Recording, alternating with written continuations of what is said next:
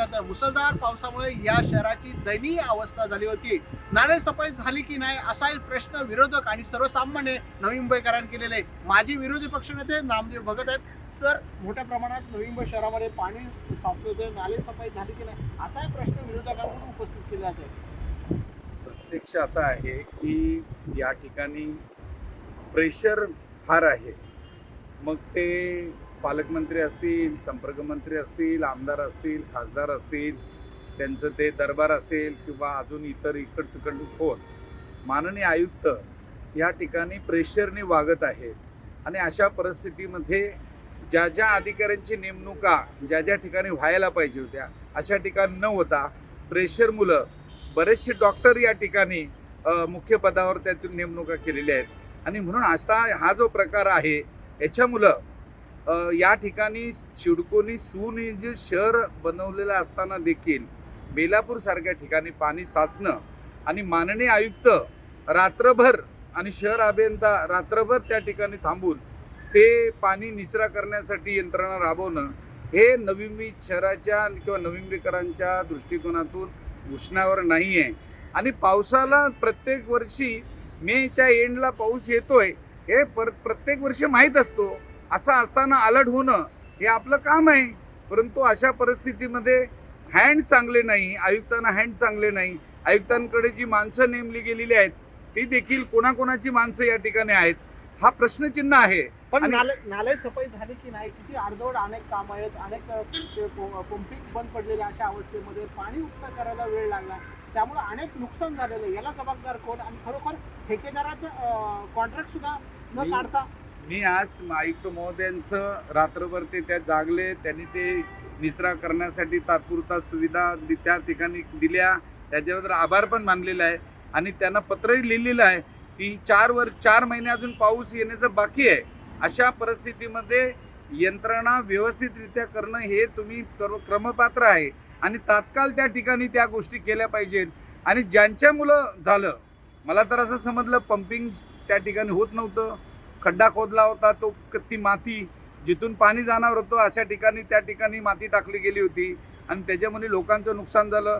गाड्या त्या ठिकाणी अडकल्या गेल्या, लोक त्या ठिकाणी रहदारीला त्रास झाला. मी तर असं म्हणेन की ज्यांच्यापासून हा प्रकार घडलेला आहे त्यांच्यावर कारवाई करणं गरजेचं आहे आणि आयुक्त साहेब त्या कारवाई करतील अशी अपेक्षा त्या ठिकाणी व्यक्त करतो. पण याला जबाबदार कोण? कारण मोठ्या प्रमाणात अनेक ठिकाणी नाले सफाई होणं आवश्यकता होती, मात्र तसं न झालं आणि टेंडर सुद्धा काढलं गेलं हे निवेदन मागवत असा सुद्धा आरोप केला जातो. हे ठेकेदार कोणाचे तपासले पाहिजे. हे कुठून ठाण्यावरून आले, पुण्यावरून आले की मुंबईहून आले, ज्या वेळेला इथले कॉन्ट्रॅक्टर होते त्यावेळेला मात्र साफसफाई नीट होत होती. आज प्रत्येक गोष्ट या ठिकाणी वशिल्याशिवाय काही गोष्टी होत नाही आणि आपले आयुक्त फक्त गप्प बसतात. आयुक्त सहन करतात सर्व. त्यांना जर विचारलं नीट तर ते सांगतील.